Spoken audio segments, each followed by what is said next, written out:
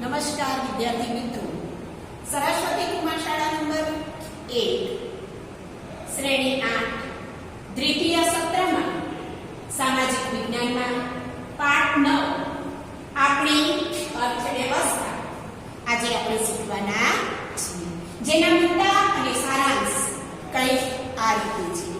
મિત્રો, અર્થવ્યવસ્થા એટલે આપણો રૂપિયો ક્યાં અને કઈ રીતે ફરે છે એનું એક આખું માળખું, જેને આપણે અર્થવ્યવસ્થા કહીએ છીએ. અર્થવ્યવસ્થા માટે આપણો રૂપિયો ક્યાં અને કઈ રીતે ફરે છે એ રૂપિયાની યાત્રા દર્શાવતું એક ચિત્ર હું તમને બતાવું છું. તમારી બુકમાં પણ છે કે જુઓ મિત્રો, સૌથી પહેલા બેંકમાં પૈસો છે. બેંકમાંથી એ ખેતરો સુધી જાય છે, ખેતરમાંથી પરિવહન દ્વારા માર્કેટ યાર્ડમાં જાય છે, માર્કેટ યાર્ડમાંથી બજારમાં આવે છે અને બજારમાંથી આપણા સુધી પહોંચે છે અને ફરી પાછા એ બેંકમાં જાય છે. આમ રૂપિયાની યાત્રા ચાલ્યા જ કરે છે. તમે જુઓ, તમારા ઘરની અંદર પણ પપ્પા બેંકમાંથી પગાર ઉપાડીને લાવે છે, પછી જીવન જરૂરિયાતની વસ્તુઓ આપણે એમાંથી ખરીદીએ છીએ. તમારી ફીઓ પણ તમારા પપ્પા એમાંથી જ ભરે છે. હવે જ્યારે એ વસ્તુને આપણે ખરીદી છે એના માટે એ રૂપિયો આપણે ત્યાં બજારમાં ચૂકવ્યો અને એ વેપારી એ રૂપિયાને ફરી પાછો બેંકમાં જમા કરે છે. આમ રૂપિયો ગોળ ગોળ ફર્યા કરે છે. હવે આ પરિસ્થિતિને સમજવા માટે આર્થિક પ્રવૃત્તિને મુખ્યત્વે 3 ક્ષેત્રમાં વહેંચવામાં આવી છે, જે છે પ્રાથમિક ક્ષેત્ર, દ્વિતીય ક્ષેત્ર અને સેવા ક્ષેત્ર. કે આ બધા સાથે આપણે અને આપણી અર્થવ્યવસ્થા સંકળાયેલી છે. પહેલું જોઈશું કે પ્રાથમિક ક્ષેત્ર. તો મિત્રો પ્રાથમિક ક્ષેત્રની અંદર જે કુદરત પાસેથી સીધું આપણે જે કંઈ મેળવીએ છીએ, જેમ કે કુદરત પાસેથી મેળવેલી વસ્તુ લાકડું છે, ઔષધિ છે, વનસ્પતિ છે, ગુંદર છે, લાખ છે, જે કુદરત પાસેથી અનાજ છે, ફળો છે, આ બધી વસ્તુ આપણે સીધું મેળવીએ છીએ. તમે જુઓ કે જંગલોમાંથી તમને લાકડું પણ મળે છે, બરાબર. પછી પાણીમાંથી માછલા મળે છે, મીઠું મળે છે, પ્રાણીઓ આપણને દૂધ, માંસ, હાડકાં વગેરે આપે છે, ચામડું આપે છે. આમ જે વસ્તુ આપણે મેળવીએ છીએ, હા, જમીનમાંથી ખનિજ પ્રાપ્ત કરીએ છીએ. ટૂંકમાં આપણે વન ક્ષેત્ર, કૃષિ ક્ષેત્ર, ખાણ ક્ષેત્ર, પશુપાલન ક્ષેત્ર અને મત્સ્ય ક્ષેત્ર, આ બધા જ સાથે આપણે સંકળાયેલા છે. ખોરાક અને ઔદ્યોગિક ઉત્પાદન માટે આપણને જે કાચો માલ પૂરો પાડે છે એ ક્ષેત્રને, આ બધા થકી આપણને કાચો માલ મળે છે, એને આપણે પ્રાથમિક એટલે કે શરૂઆતના ક્ષેત્ર તરીકે ઓળખીએ છીએ. જ્યારે દ્વિતીય ક્ષેત્ર, તો આ જે પેદાશો આપણને મળી છે, બરાબર, પ્રાથમિક ક્ષેત્રમાંથી જે કઈ પેદાશો આપણને મળે છે એ કાચો માલ મળે છે. હવે એને તૈયાર કરવામાં આવે છે. જેમ કે તમે કપાસ લો, તો કપાસમાંથી સુતરાઉ કાપડ તૈયાર કરવામાં આવે છે અને એમાંથી વસ્ત્રો તૈયાર થાય છે. શેરડી લઈ લો, તો શેરડીમાંથી ગોળ અને ખાંડ બનાવવામાં આવે છે. માટી લો, તો માટીમાંથી ઈંટો બનાવવામાં આવે છે. હવે આ ઉપરાંત યંત્ર સામગ્રી, માર્ગ પરિવહન તેમજ સંચાર સાધનો, વિદ્યુત સામગ્રી, તૈયાર વપરાશી વસ્તુઓ વગેરેના ઉત્પાદનમાં રોકાયેલા મોટા ઉદ્યોગો, સંરક્ષણ સામગ્રી, રંગ રસાયણ, કાપડ વગેરેનું ઉત્પાદન કરતા જે એકમો છે એ એકમોનો પણ આની સાથે સમાવેશ કરવામાં આવે છે. એટલે પ્રાથમિક અને દ્વિતીય. હવે જ્યારે એ બંને સાથે મળે છે ત્યારે સેવા ક્ષેત્રની શરૂઆત થાય છે એ બંનેનો સમન્વય સાથે મળે છે ત્યારે સેવા ક્ષેત્રનો સમન્વય થાય છે એમ આપણે કહી શકીએ કે જે કાચો માલ પૂરો પાડે છે એ દ્વિતીય ક્ષેત્રની અંદર તૈયાર થાય છે પણ તૈયાર થયેલા માલને પહોંચાડવાનો તો ખરો ને વેપારીઓ સુધી બજાર સુધી તો એ જે પહોંચાડવા માટે ટ્રકો ટ્રેનો ની જે સુવિધા હોય છે એકંદરે પરિવહનની જે સુવિધા છે એને સેવા ક્ષેત્રમાં ગણી શકાય છે આ સાથે સાથે તમે જુઓ ટેલિફોન ઇન્ટરનેટ પત્રાચાર બેંકો પાસેથી વ્યાજે પૈસા લેવામાં આવે છે બેંક તમને લોન આપે છે અને એ થકી જે વ્યાપાર થાય છે એને સેવા ક્ષેત્રની અંદર સમાવવામાં આવે છે માર્ગોમાં માત્ર જમીન માર્ગ થકી નહીં દરિયાઈ માર્ગે અને હવાઈ માર્ગે પણ આપણે વસ્તુઓની હેરફેર કરતા હોઈએ છીએ કેટલીક કંપનીઓ એની સાથે જોડાયેલી છે વર્તમાન સમયની અંદર તો અત્યારે તમે જુઓ internet ATM booth call software કંપનીઓ એ મહત્વની સેવાઓ પૂરી પાડે છે કેટલાક લોકો ના પપ્પા બિઝનેસ સાથે સંકળાયેલા છે અને કોમ્પ્યુટર પર ઘેર બેઠા બેઠા કામ કરતા હોય છે તો આજે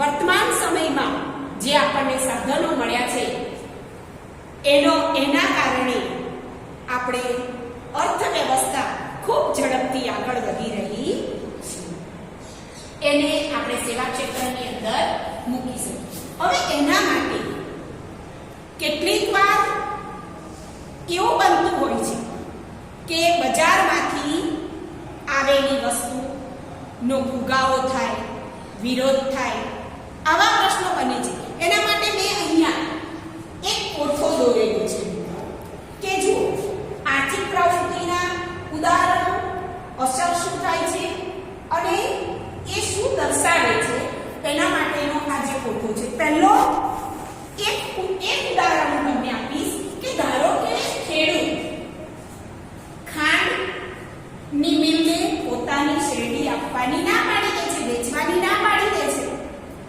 તો શું અસર થશે તો અહીંયા સ્વાભાવિક છે કે એમની પાસે જે શેરડી છે એનો ફુગાવો વધી જશે એના ખેતરમાં એ વસ્તુ બગડી જવાની છે હવે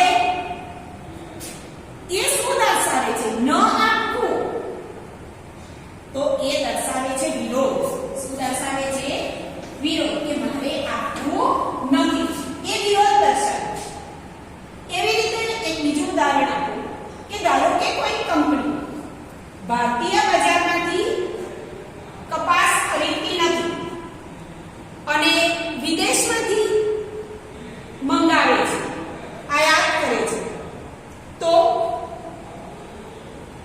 આપણું જે અહીંયાનું કપાસનું બજાર છે એ બજાર પડી ભાગશે સાથે સાથે જો કપાસનું ઉત્પાદન થઈ ગયું છે તો એનો ફુગાવો પણ થશે કાં તો પછી શું કરવું પડશે કપાસનું ઉત્પાદન ઘટાડવું પડશે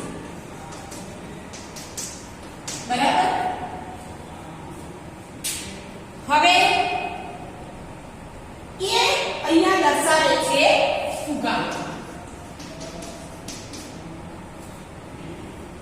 સ્વાભાવિક છે કે વિદેશમાંથી આયાત કરે છે એમાંથી જે માલ તૈયાર થાય છે એ માલ પર જકાત થશે એટલે આપણા સુધી એ કાપડ શું થશે મોંઘું પડશે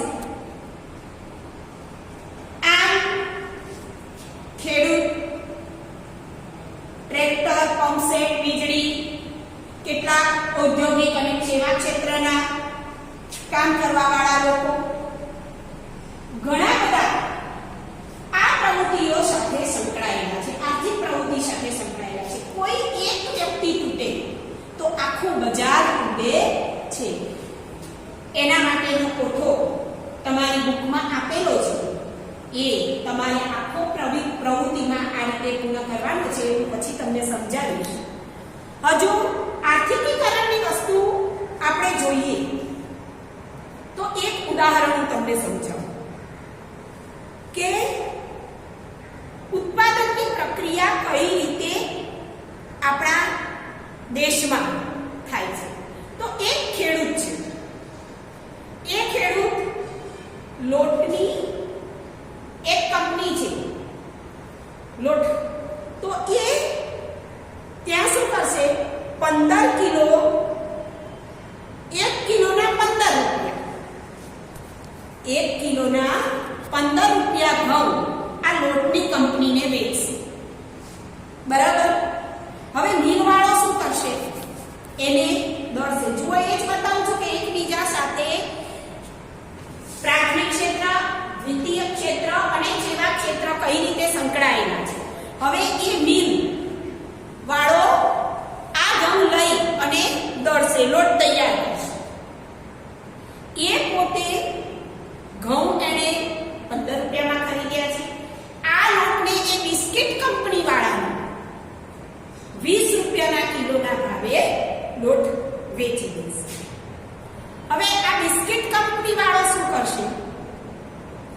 એમાં ખાંડ, ઘી, જે કંઈ જરૂરી વસ્તુ છે ઉમેરી અને બિસ્કિટ તૈયાર કરશે. એના 4 મોટા પેકેટ તૈયાર થશે. તે બજારમાં 80 રૂપિયાના ભાવે આ 4 પેકેટ વેચશે. એટલે એક પેકેટ એને કેટલામાં પડ્યું? 20 રૂપિયામાં પડ્યું. આ ખેડૂત પાસેથી લીધેલા ઘઉં બજારમાં બિસ્કિટ તમારા સુધી પહોંચે એ અંતિમ ઉત્પાદન કહી શકાય. આગળના મુદ્દામાં જોઈએ તો ભારતની વિવિધ આર્થિક પ્રવૃત્તિઓનું વર્ગીકરણ તેની માલિકીના ધોરણે કઈ રીતે કરવામાં આવે છે. તો એને 4 વિભાગમાં વહેંચવામાં આવ્યું છે. પહેલું છે સરકારની માલિકીના જાહેર ક્ષેત્રના ઉદ્યોગો, બીજું છે ખાનગી માલિકીના તે ખાનગી ક્ષેત્રના ઉદ્યોગો, ત્રીજું છે સંયુક્ત ક્ષેત્રના ઉદ્યોગો અને ચોથું છે સહકારી ક્ષેત્રના ઉદ્યોગો. હવે આને વિસ્તારથી સમજીએ તો સરકારી માલિકીના જે ક્ષેત્રો છે એટલે કે એના ઉપર કોનું સંચાલન છે? માત્ર સરકારનું સંચાલન છે. બધું જ આયોજન સરકાર કરે છે. એટલે એને સરકારી માલિકી અથવા જાહેર ક્ષેત્ર તરીકે ઓળખવામાં આવે છે. આપણે ક્યાં ભિલાઈ સ્ટીલ પ્લાન્ટ આ સરકારી માલિકી ગણાય છે. ભારતીય હેવી ઇલેક્ટ્રિક એ પણ સરકારી માલિકી ગણાય છે. પછી oil and natural gas commission ONGC, આખા નામથી કદાચ તમને ખ્યાલ નહીં હોય પણ ઓએનજીસી તરીકે ઓળખાય છે. એ પણ સરકારી માલિકીની સેવાઓ કહેવાય છે, એના એકમો તરીકે ઓળખવામાં આવે છે. જ્યારે ખાનગી માલિકીના ક્ષેત્ર એટલે તમે કોઈ એક વ્યક્તિ એનો માલિક હોય, કોઈ એક વ્યક્તિ એનો માલિક હોય એવા ક્ષેત્રને ખાનગી માલિકીના ક્ષેત્ર તરીકે ઓળખવામાં આવે છે. એવા ઘણા બધા ઉદ્યોગો છે જેમ કે Tata iron and steel company limited, Reliance, Cadila, એમ્બેર, એલેમ્બિક, ટોરેન્ટ, આ બધી જે કંપનીઓ છે એ કોઈ એક વ્યક્તિની છે. ત્યારબાદ ત્રીજો મુદ્દો છે સંયુક્ત ક્ષેત્ર. તમે જુઓ કે જાહેર ક્ષેત્રના જે ઉદ્યોગોની કેટલીક મર્યાદાઓ હોય છે, એને મર્યાદામાં રહીને કામ કરવું પડે છે. એનું ઉદાહરણ હું તમને આગળ સમજાવીશ કે એમાં મુખ્યત્વે બિનકાર્યદક્ષતા અને કામચોરી જોવા મળે છે. કારણ કે સરકારનું છે. તમે આજે પણ સરકારી ક્ષેત્રમાં જાઓ, એક જ સરસ ઉદાહરણ આપી જ દઉં તમને.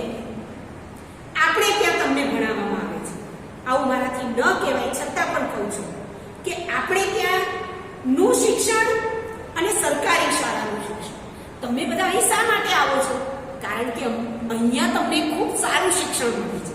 પદ્ધતિસરનું શિક્ષણ મળે છે, જે ખરેખર સરકારી શાળાઓમાં આપણે જોઈએ ને તો જોવા મળતું નથી. એટલે જે સરકારી ક્ષેત્રોમાં છે એમાં બિનકાર્યક્ષમતા દેખાડવામાં આવે છે, જોવા મળે છે. હવે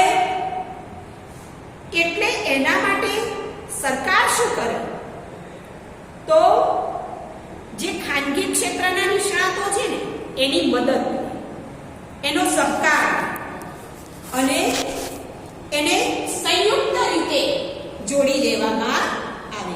જાહેર ક્ષેત્રમાંથી ખાનગી ક્ષેત્રને સંયુક્ત રીતે બંનેને જોડી દેવામાં આવે. હા, પણ છતાં પણ એનું જે વર્ચસ્વ છે એ સરકારનું જ રહે છે. તેથી આપણે ત્યાં ખાનગીકરણ અત્યારે વધુ વેગ પકડી રહ્યું છે.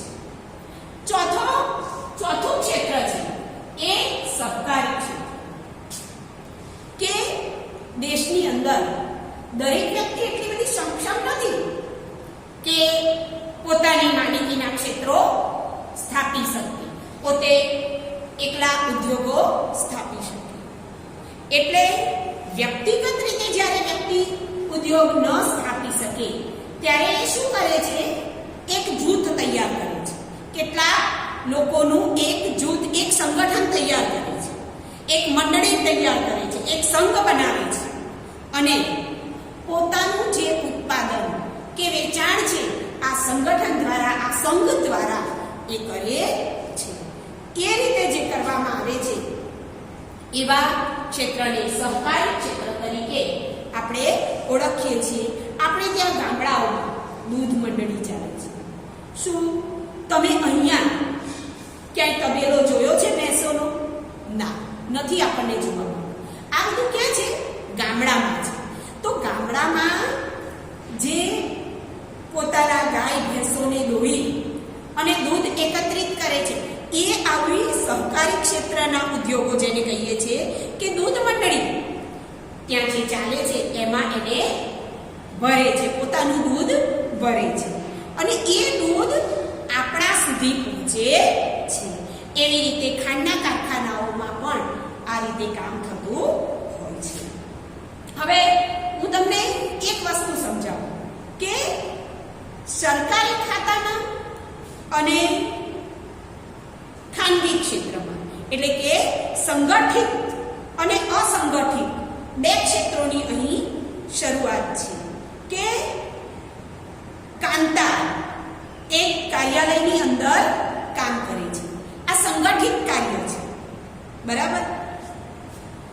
જેમ સહકારી ક્ષેત્ર છે એનું ઉદાહરણ તમને આપું છું કે સંગઠિત વ્યક્તિ શું કામ કરી શકે અને કેવી રીતે કામ કરે. તો એ એક કાર્યાલયમાં કામ કરે છે, 9:30 વાગે તે પોતાના કામે જાય છે અને 5:30 એ છૂટી જાય છે. નિયમિત પોતે આ કામ કરે છે. મહિનાના અંતે એને પગાર ચૂકવી દેવામાં આવે છે. આ સાથે સાથે એને રજાઓનો પગાર પણ મળે છે. રવિવારની રજા હોય છે એ પગાર પણ એને ભરી આપવામાં આવે છે. જ્યાં એને નોકરી જોઈન કરી છે ત્યાંથી એને નિમણૂક પત્ર પણ આપવામાં આવે છે અને નોકરી સંબંધી જે નિયમો છે અને શરતોનો એમાં ઉલ્લેખ કરેલો જોવા મળે છે. આ સંગઠિત ક્ષેત્ર જે હોય છે એમાં આ ફાયદો છે.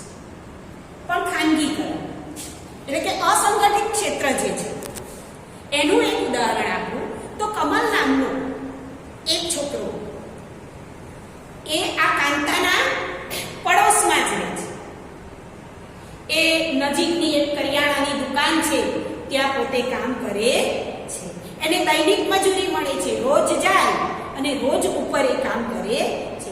તે સવારે 8 કલાકે જાય છે અને રાત્રે 9 કલાકે તે પોતાનું કામ પૂર્ણ કરે છે. એને એ જે મજૂરી કરે છે એ જ મળે છે, ઉપરનું બીજું ભથ્થું એને મળતું નથી. જે દિવસે તે કામે જતો નથી એ દિવસે એને મજૂરી પણ મળતી નથી કે રજાનું કોઈ વેતન પણ મળતું નથી. આ ઉપરાંત એને કોઈ નિમણૂક પત્ર પણ આપવામાં આવ્યો નથી અને એનો માલિક ગમે ત્યારે એને છૂટો પણ કરી શકે છે. આ છે પ્રશ્ન અસંગઠિત ક્ષેત્ર.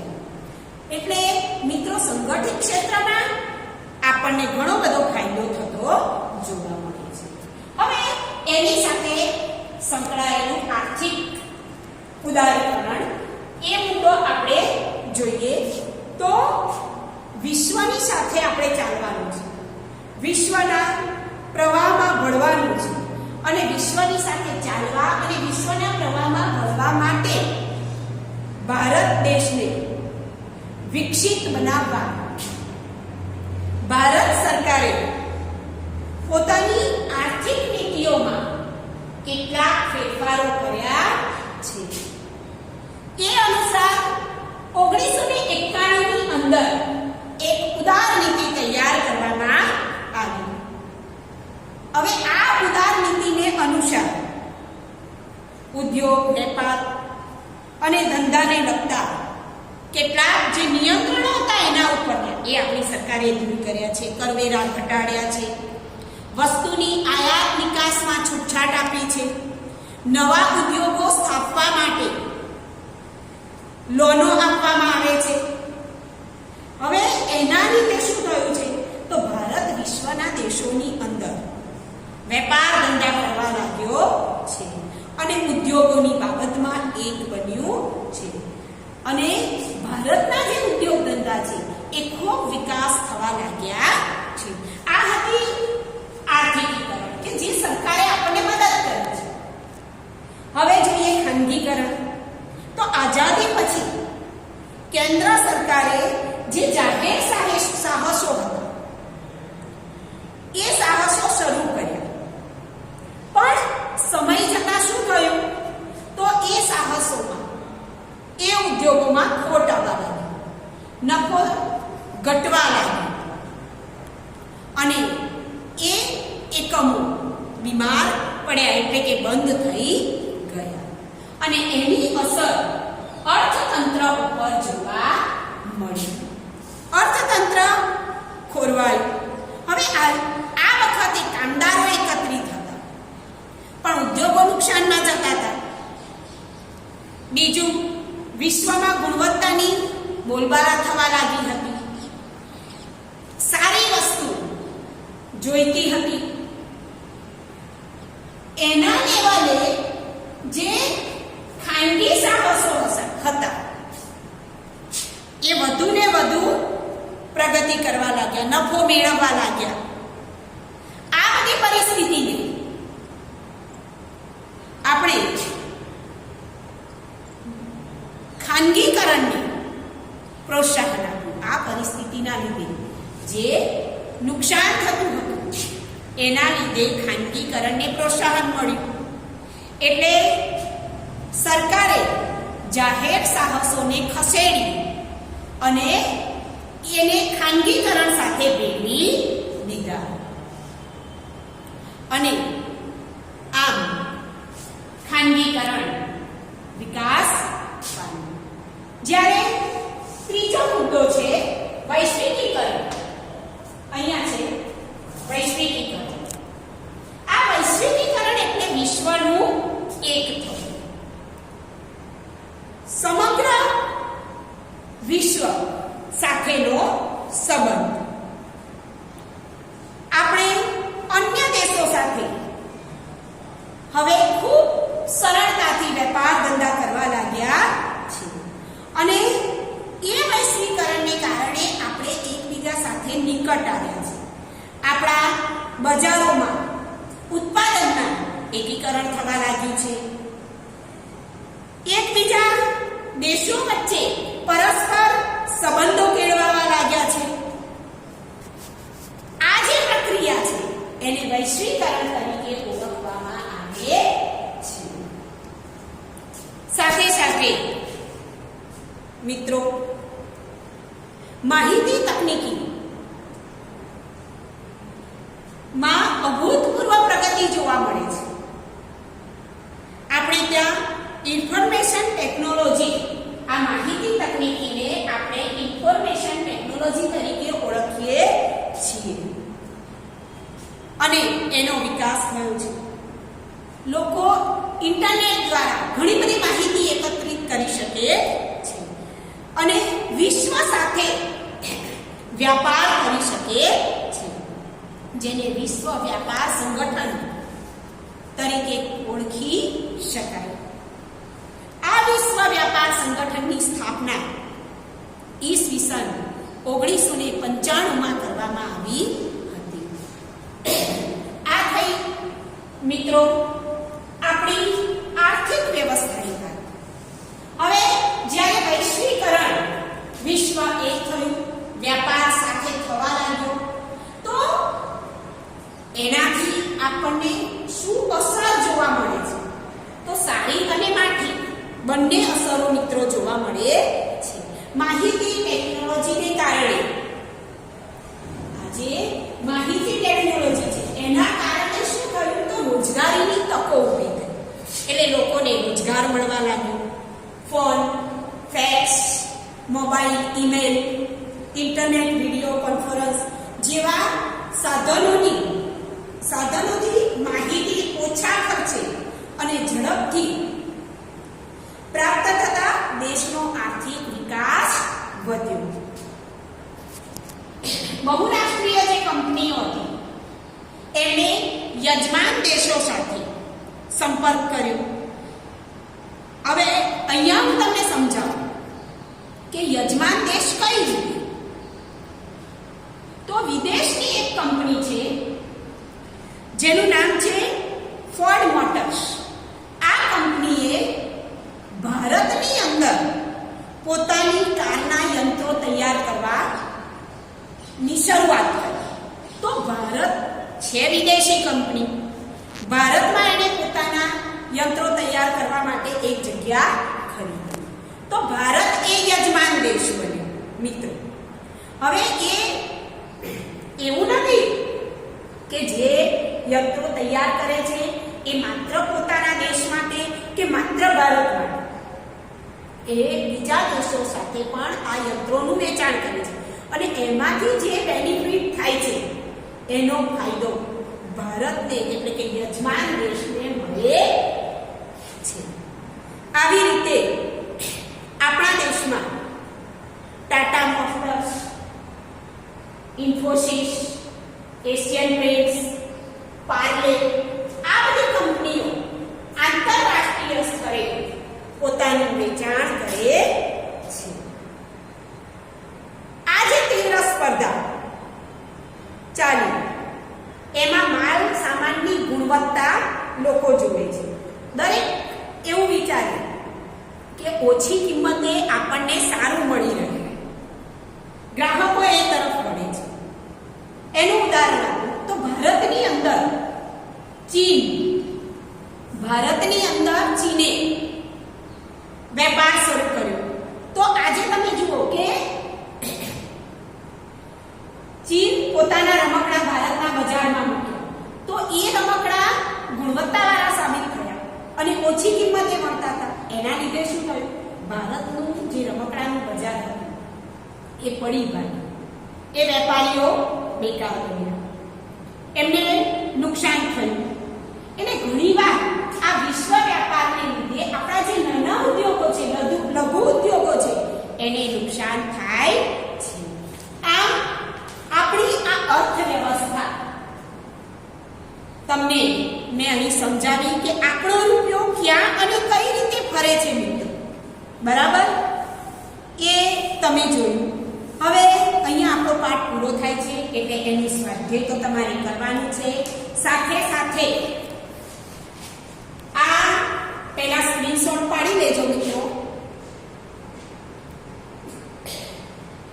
સ્ક્રીનશોટ તમારે પડાઈ ગયો હશે. સાથે સાથે સ્વાધ્યાય અને આ એના મુદ્દા આપેલા છે, એ મુદ્દા તમારે લખવાના છે. આ છે વધારાના પ્રશ્નો મિત્રો, એ પણ તમારે કરવાના છે. અને આ પાઠની પ્રવૃત્તિમાં જે મેં બોર્ડ ઉપર જે બોર્ડ ઉપર કોઠો છે એ કોઠો તમારે કરવાનો છે. એ ઉપરાંત આપણે આ જે ચિત્ર છે એ ચિત્ર દોરી અને રૂપિયાની યાત્રા પણ તમારે તમારી નોટબુકમાં દર્શાવવાની છે. નવા વિડીયો સાથે ખૂબ ઝડપથી મળીશું મિત્રો. અસ્તુ.